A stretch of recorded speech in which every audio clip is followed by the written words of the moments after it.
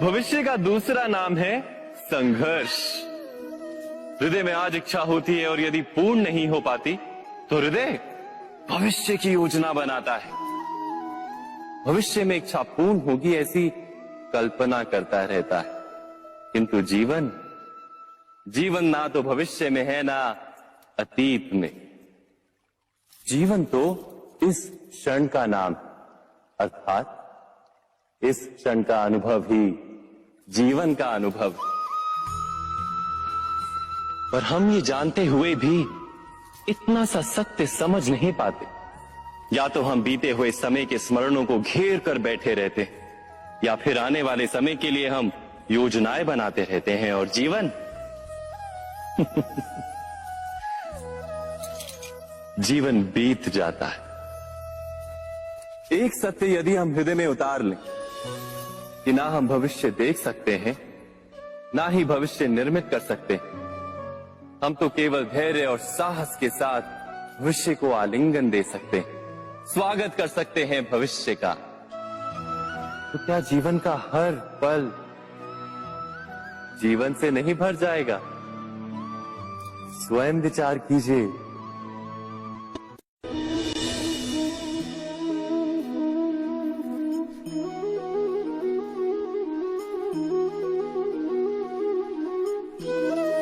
ज्ञान प्राप्ति सदा ही समर्पण से होती है, ये हम सब जानते हैं। किंतु समर्पण का वास्तविक महत्व क्या है?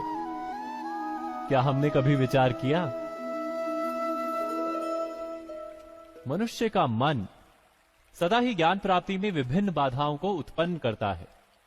कभी किसी अन्य विद्यार्थी से ईर्ष्या हो जाती है, कभी पढ़ाए हुए पाठों पर संदेह जन्मता है और कभी गुरु द्वारा दिया गया दंड मन को अहंकार से भर देता है। नहीं, क्या ऐसा नहीं होता?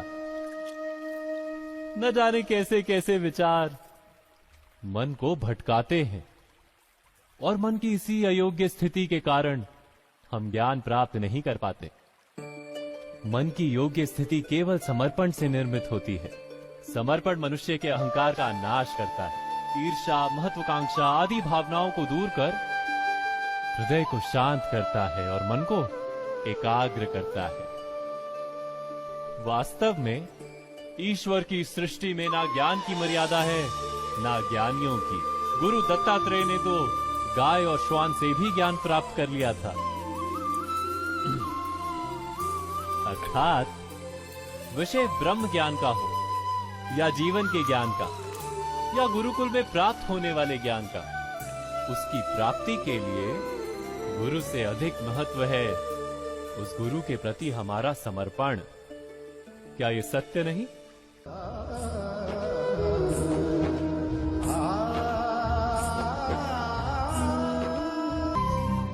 प्रत्येक मनुष्य के जीवन में ऐसा क्षण अवश्य आता है जब सारे स्वप्न, सारी आशाएं, सारे दृश्य ध्वस्त हो जाते हैं। जीवन के सारे आयोजन ही बिखर जाते हैं। एक और धर्म होता है और दूसरी ओर सुख। इसी को धर्म संकट कहते हैं। जब धर्म का वहन ही संकट हो और धर्म का त्याग ही सुख हो। विचार कीजिए, कभी किसी स्वजन के विरुद्ध सत्य बोलने का अवसर प्राप्त हो जाता है, कभी ठीक दरिद्रता के समय सरलता से चोरी करने का मार्ग प्राप्त हो जाता है, कभी किसी शक्तिशाली राजनेता या राजा के कर्मचारी का अधर्म प्रकट हो जाता है। सबके जीवन में ऐसी घटना बनती ही रहती है। अधिकतर लोग ऐसे किसी क्षण को धर्म संकट के रूप में जान ही नहीं पाते। हमें किसी प्रकार के संघर्ष का अनुभव ही नहीं होता। सहजता से सुख की ओर खींचे चले जाते हैं, जैसे मक्खी गुड़ की ओर खींची चली जाती। वास्तव में धर्म संकट का क्षण ईश्वर के निकट जाने का क्षण होता है। यदि हम संघर्षों से भयभीत ना हो, सुख की ओर आकर्षित ना हो, अपने धर्म पर दृढ़ रहे तो ईश्वर का साक्षात्कार दूर नहीं।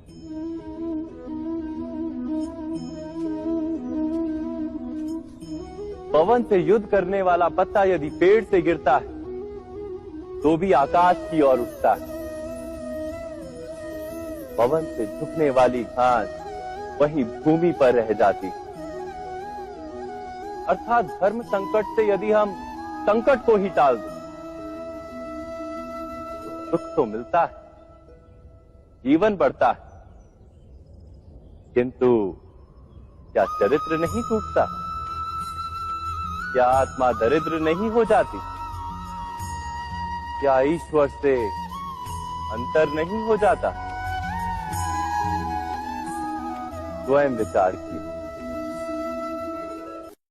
दो व्यक्ति जब निकट आते हैं तो एक दूसरे के लिए सीमाएं और मर्यादाएं निर्मित करने का प्रयत्न अवश्य करते हैं। हम यदि सारे संबंधों पर विचार करें तो देखेंगे कि इन सारे संबंधों का आधार यही सीमाएं हैं जो हम दूसरों के लिए निर्मित करते हैं। और यदि अनजाने में भी कोई अन्य व्यक्ति इन सीमाओं को तोड़ता है तो उसी क्षण हमारा हृदय क्रोध से भर जाता है। इन सीमाओं का वास्तविक रूप क्या है? क्या हमने कभी विचार किया? सीमाओं के द्वारा हम दूसरे व्यक्ति को निर्णय करने की अनुमति नहीं देते, अपना निर्णय उस व्यक्ति पर थोपते हैं, अर्थात किसी की स्वतंत्रता का अस्वीकार करते हैं हम। और जब स्वतंत्रता का अस्वीकार किया जाता है तो उसका हृदय दुख से भर जाता है, और जब वो सीमाओं को तोड़ता है तो हमारा हृदय क्रोध से भर जाता है। क्या ऐसा नहीं होता?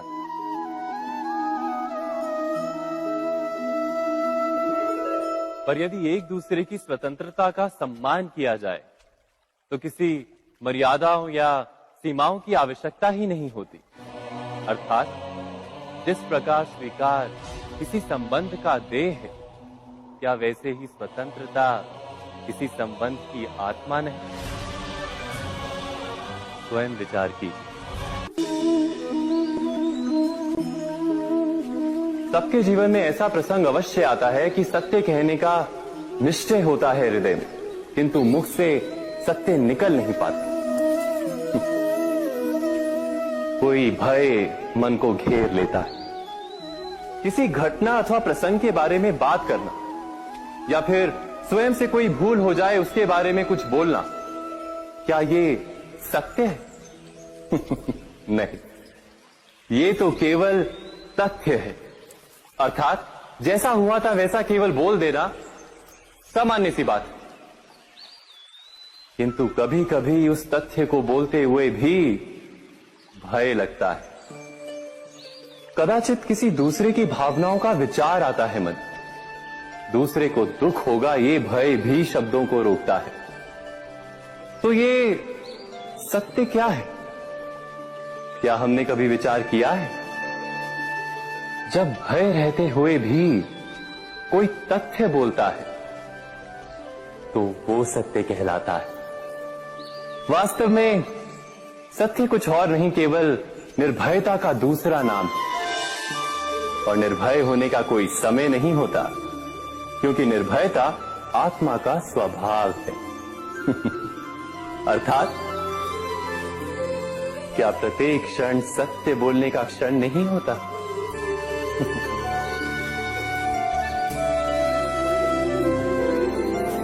स्वयं विचार कीजिए।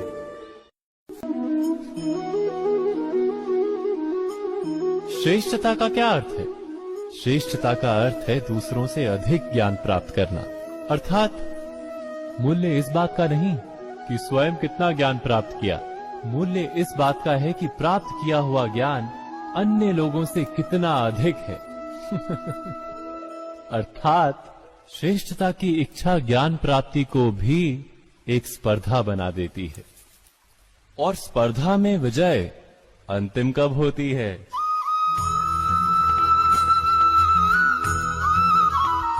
कुछ समय के लिए तो श्रेष्ठ बना जा सकता है, किंतु सदा के लिए कोई श्रेष्ठ नहीं रह पाता। फिर वही असंतोष, पीड़ा और संघर्ष जन्म लेता है। किंतु श्रेष्ठ बनने के बदले यदि उत्तम बनने का प्रयत्न करें तो क्या होगा? उत्तम का अर्थ है कि जितना प्राप्त करने योग्य है वो सब प्राप्त करना, किसी से अधिक पाने की इच्छा से नहीं, मात्र आत्मा की तृप्ति हेतु कुछ प्राप्त करना। उत्तम के मार्ग पर किसी अन्य से स्पर्धा नहीं होती, स्वयं अपने आप से स्पर्धा होती है। अर्थात उत्तम बनने का प्रयत्न करने वाले को देर अबेर सारा ज्ञान प्राप्त हो जाता है, बिना प्रयत्न के ही वो श्रेष्ठ बन जाता है। किंतु जो श्रेष्ठ बनने का प्रयत्न करता है वो श्रेष्ठ बने या ना बने, उत्तम कभी नहीं बन पाता।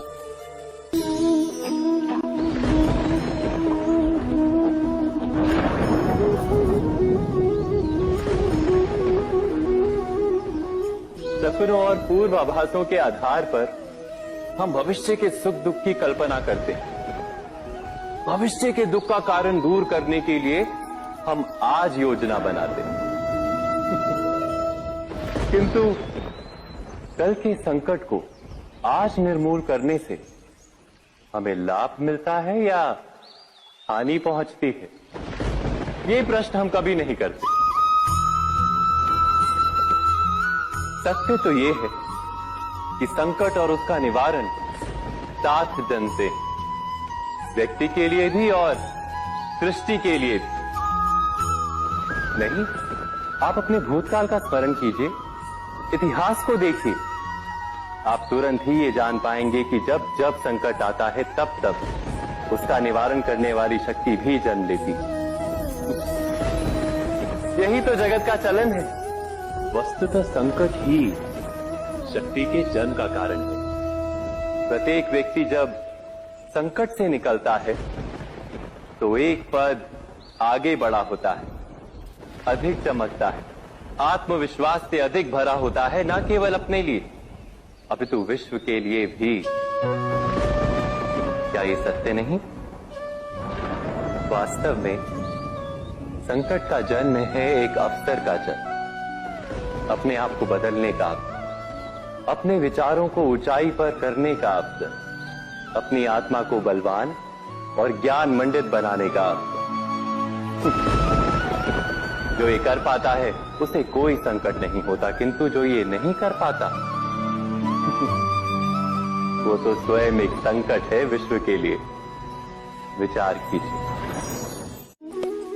कभी कभी कोई घटना मनुष्य के जीवन की सारी योजनाओं को तोड़ देती और मनुष्य उस आघात को अपने जीवन का केंद्र मान लेता। पर क्या भविष्य मनुष्य की योजनाओं के आधार पर निर्मित होते हैं? नहीं। जिस प्रकार किसी ऊंचे पर्वत पर सर्वप्रथम चढ़ने वाला उस पर्वत की तलाई में बैठकर जो योजना बनाता है, क्या वही योजना उसे उस पर्वत की चोटी तक पहुंचाती है? नहीं। वास्तव में वो जैसे जैसे ऊपर चढ़ता है वैसे वैसे उसे नई नई चुनौतियां, नई नई विडंबनाएं, नए नए अवरोध मिलते हैं। प्रत्येक पद पर वो अपने अगले पद का निर्णय करता है। प्रत्येक पद पर उसे अपनी योजनाओं को बदलना पड़ता है। कहीं पुरानी योजना उसे खाई में ना ढकेल दे। वो पर्वत को अपने योग्य नहीं बना पाता, केवल स्वयं को पर्वत के योग्य बना सकता है। क्या जीवन के साथ भी ऐसा ही नहीं?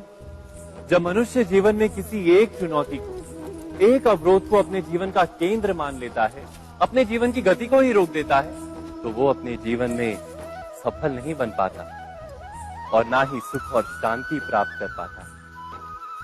अर्थात जीवन को अपने योग्य बनाने के बदले स्वयं अपने को जीवन के योग्य बनाना ही सफलता और सुख का एकमात्र मार्ग नहीं। स्वयं विचार कीजिए।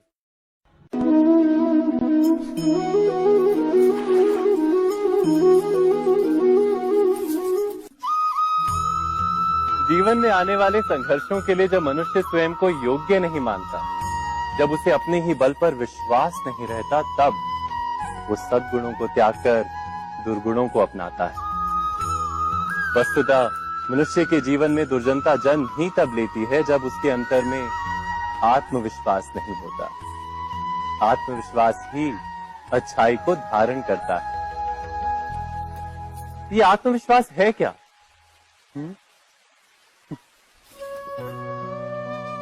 जब मनुष्य ये मानता है कि जीवन का संघर्ष उसे दुर्बल बनाता है, तो उसे अपने ऊपर विश्वास नहीं रहता। वो संघर्ष के पार जाने के बदले संघर्ष से छूटने के उपाय ढूंढने लगता है। किंतु जब वो ये समझता है कि ये संघर्ष उसे अधिक शक्तिशाली बनाते हैं, ठीक जैसे व्यायाम करने से देह की शक्ति बढ़ती, तो प्रत्येक संघर्ष के साथ उसका उत्साह बढ़ता है। अर्थात आत्मविश्वास और कुछ भी नहीं, मन की स्थिति, जीवन को देखने का दृष्टिकोण मात्र है। और जीवन का दृष्टिकोण तो मनुष्य के अपने वश में होता है। स्वयं विचार कीजिए।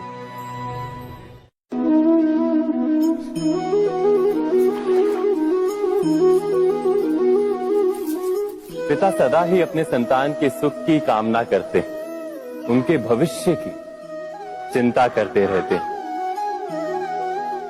इसी कारणवश सदा ही अपने संतानों के भविष्य का मार्ग स्वयं निश्चित करने का प्रयत्न करते रहते हैं। जिस मार्ग पर पिता स्वयं चला है, जिस मार्ग के कंकर पत्थर को स्वयं देखा है, मार्ग की छाया, मार्ग की धूप को स्वयं जाना है, उसी मार्ग पर उसका पुत्र भी चले, यही इच्छा रहती है हर पिता की। निस्संदेह उत्तम भावना है ये। किंतु 3 प्रश्नों के ऊपर विचार करना हम भूल ही जाते हैं। कौन से प्रश्न? प्रथम प्रश्न, क्या समय के साथ प्रत्येक मार्ग बदल नहीं जाते? क्या समय सदा ही नई चुनौतियों को लेकर नहीं आता? तो फिर बीते हुए समय के अनुभव नई पीढ़ी को किस प्रकार लाभ दे सकते हैं? दूसरा प्रश्न, क्या प्रत्येक संतान अपने माता पिता की छवि होता है? हाँ, संतानों को संस्कार तो अवश्य माता पिता देते हैं, किंतु भीतर की क्षमता तो ईश्वर देते हैं। तो जिस मार्ग पर पिता को सफलता मिली है, विश्वास है कि उसी मार्ग पर उसकी संतानों को भी सफलता और सुख प्राप्त होगा। तीसरा प्रश्न, क्या जीवन के संघर्ष और चुनौतियां लाभकारी नहीं होती? क्या प्रत्येक नया प्रश्न एक नए उत्तर का द्वार नहीं खोलता? तो फिर संतानों को नए नए प्रश्नों, संघर्षों और चुनौतियों से दूर रखना, ये उनके लिए लाभ करना कहलाएगा या हानि पहुंचाना? अर्थात जिस प्रकार संतान के भविष्य का निर्माण करने के बदले उसके चरित्र का निर्माण करना श्रेष्ठ है, वैसे ही संतानों के जीवन का मार्ग निश्चित करने के बदले उन्हें नए संघर्षों के साथ जूझने के लिए मनोबल व ज्ञान देना अधिक लाभदायक नहीं होगा? स्वयं विचार की